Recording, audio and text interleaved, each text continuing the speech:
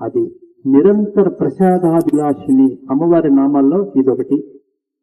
నిరంతర ప్రసాదాభిలాషిని అనగానే ఓం శ్రీం నిరంతర ప్రసాదాభిలాషిని అయి నమః అని దండం పెట్టి ఇంకేంటి అని దిక్కులు చూస్తున్నాం. దీని అర్థం అది కాదు. భగవతి అనే ఒక డివైన్ మదర్, అనంత శక్తి ఎప్పుడు కూడా ఎవరికైనా ఏదో ఒకటి ప్రసాదించాలి అని ఎదురు చూస్తుందంట.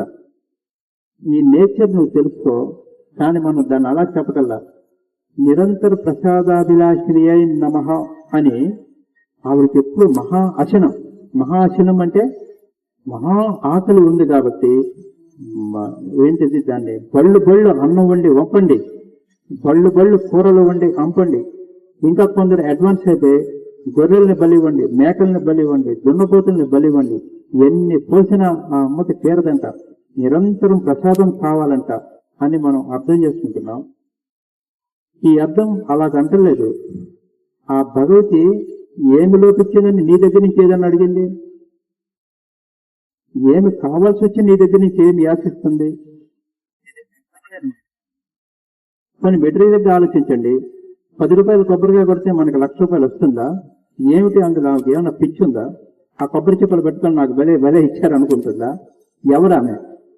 ఈ అంతరార్థాలకి మనం పోకుండా కేవలం మనకి ఎక్కడి నుంచో అడాప్ట్ అయిన కొన్ని పద్ధతులను పట్టుకొని ఆ పద్ధతుల్లో భక్తి పేరుతో పెనుమూర్ఖంగా దూసుకెళ్ళిపోతున్నాం తప్ప దాంట్లోని అంతరార్థమేంటో మనం తెలుసుకోవటం. ఈ ప్రపంచంలో ప్రతి ఒక్కరిని నిర్దేశించి నడిపించే శక్తి ఆ డివైన్ ఫోర్స్ అయినప్పుడు ఆ శక్తి ఇప్పుడు ఇక్కడ లేదా? మీ లోపట లేదా? నా లోపట లేదా? ఉన్నది అని ఊరుకుంటే మళ్ళీ థియరిటికల్ నాలెడ్జ్ అయింది. ఉన్నదాన్ని ఎలాగ అనుభవంలోకి తెచ్చుకోవాలి?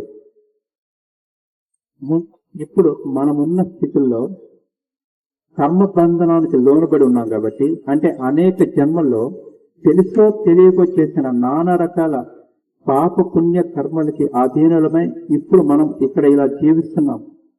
కాబట్టి మనకు ఒక్కసారి ఆ డివైన్ ఫోర్స్ ఎదురు పడితే మనం తట్టుకోలేం.